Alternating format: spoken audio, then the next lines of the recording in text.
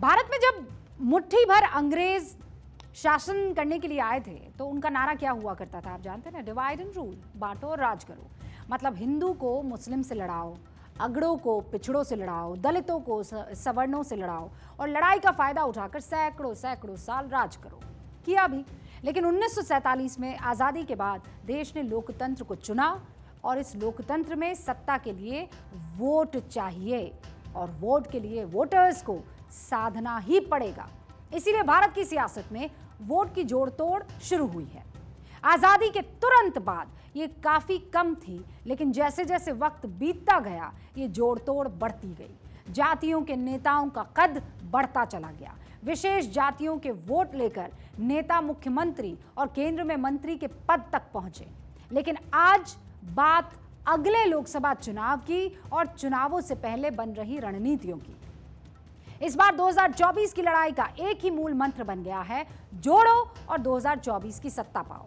और ये हम क्यों कह रहे हैं उसे समझाने के लिए पहले आपके सामने दो तस्वीरें रखती हूं। पहली तस्वीर है अलीगढ़ की, जहां बीजेपी के बड़े नेता जुटे, और दूसरी तस्वीर है लखनऊ की, जहां समाजवादी पार्टी के नेताओं का जमावड़ा हुआ। इन दोनों ही तस्वीर में जो एक बात कॉमन दिखी वो है वोटर्स को जोड़ने वाली सियासत। और इस सोशल इंजीनियरिंग को समझने के लिए सबसे पहले उत्तर प्रदेश की जातिगत स्थिति को आप समझिए।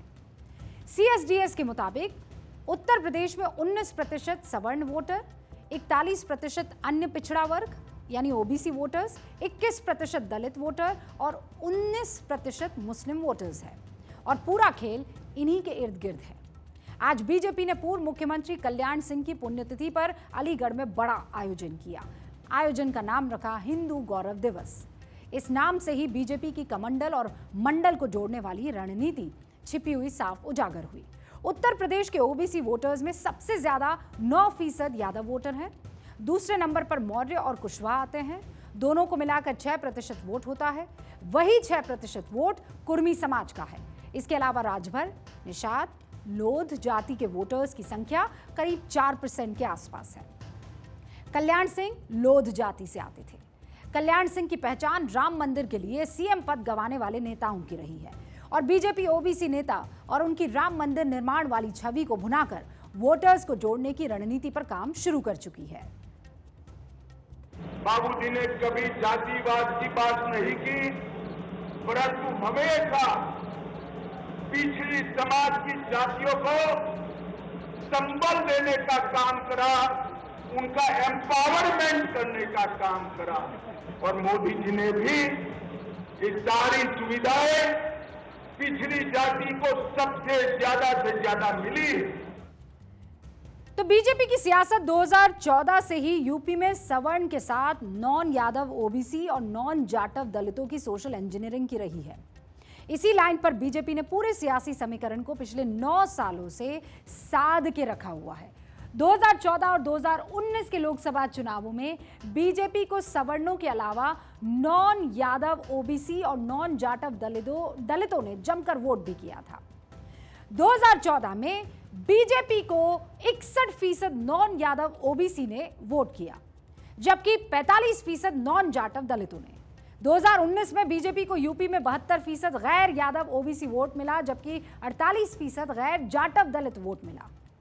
इन आंकड़ों से क्या साफ होता है? इन आंकड़ों से यह साफ होता है कि जैसे ही उत्तर प्रदेश में बीजेपी के खिलाफ विपक्षी गोलबंदी की सबसे बड़ी कोशिश हुई, बीजेपी के समर्थन में non Yadav, non Jatav vote ज्यादा एकजुट हो गया। और प्रधानमंत्री मोदी ने इसके लिए बार बार लगातार ये कहा है कि भारत में एक ही जाति है और वो है गरीबी।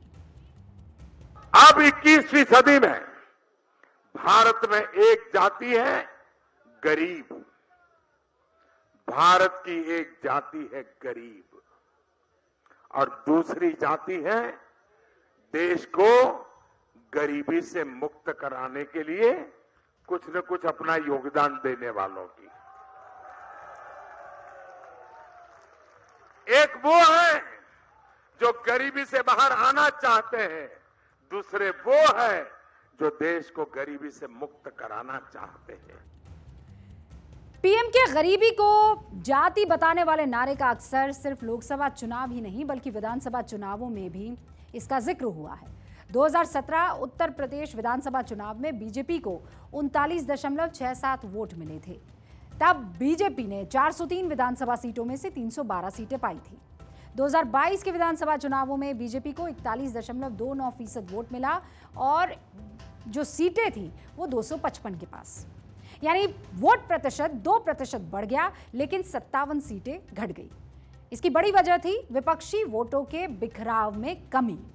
2017 में अखिलेश के साथ मायावती की बीएसपी भी बीजेपी के खिलाफ लड़ रही थी। मामला त्रिकोणीय था, इसीलिए कम वोट प्रतिशत में भी बीजेपी को सीटें ज्यादा मिली। लेकिन 2022 में मायावती ने चुनावों में ताकत नहीं दिखाई, जबकि अखिलेश ने लड़ाई को समाजवादी पार्टी वर्सेस बीजेपी बनाने में बहुत हद तक सफलता पाई। इसका सबक भी अखिलेश यादव को 2019 में किए गए गठबंधन से मिला, जिसमें उन्होंने मायावती के साथ ही राष्ट्रीय लोकदल को भी शामिल किया। 2019 में विपक्षी एकता का मुख्य आधार था अखिलेश यादव का यादव वोट बैंक, मायावती का जाटव वोट बैंक और अजीत चौधरी का जाट वोट बैंक। इसके साथ मुस्लिम वोट बैंक को मिलाकर एक जिताऊ समीकरण तैयार करना। जानकारों की माने तो मायावती का दलित वोटर समाजवादी खेमे के साथ खड़ा नहीं हो पाया और गठबंधन में अखिलेश को सबसे ज्यादा नुकसान हुआ। लेकिन सबसे बड़ा फैक्टर बीजेपी का सोशल इंजीनियरिंग फॉर्मूला रहा है हमेशा। गुणा भाग का हिसाब किताब के परे भी एक केमिस्ट्री होती है जी। देश में समाज शक्ति की जो केमिस्ट्री है, आदर्शों और संकल्पों की जो केमिस्ट्री है, वे कभी कभी सारे गुणा भाग, सारे अंक गणित को निरस्त कर देती है, पराजित कर देती हैं। और इस बार अंक गणित को केमिस्ट्री ने पराजित किया है। 2019 में मिली हार से ही आप याद कीजिए अखिलेश को सबक मिला और वो 2022 में नई रणनीति के साथ उतरे। 2022 के यूपी विधानसभा चुनाव से पहले अखिलेश ने ओम प्रकाश राजभर, कृष्ण पटेल जैसे नेताओं को अपने साथ जोड़ा। अखिलेश ने बीजेपी से स्वामी प्रसाद मौर्य, दारा सिंह चौहान जैसे नेताओं को भी अपनी पार्टी में शामिल किया। अखिलेश की पार्टी 2022 में 111 सीटें जीतने में सफल रही और इसीलिए 2024 से पहले अखिलेश लगातार पिछड़ा, दलित और अल्पसंख्यक यानी पीडीए की बात कर रहे हैं। पीडीए जो हमारा है ये एक स्ट्रेटेजी है। इंडिया अगर टीम का नाम है तो पीडीए हमारी स्ट्रेटेजी है और इस स्ट्रेटेजी के साथ किस तरीके से हम भारत को जोड़ें, लोगों को जोड़ें, जिनको सदियों के बाद भी जो हक और सम्मान मिल जाना चाहिए था वो नहीं मिला। तो पीडीए से वो लोग जुड़ते हैं और भारत को बनाने में इंडिया के साथ खड़े हैं।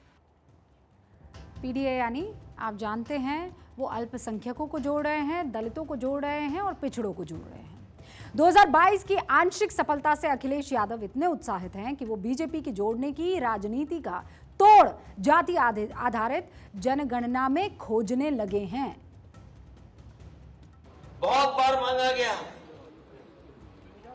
और हमेशा हम लोग इसकी लड़ाई लड़ते हैं।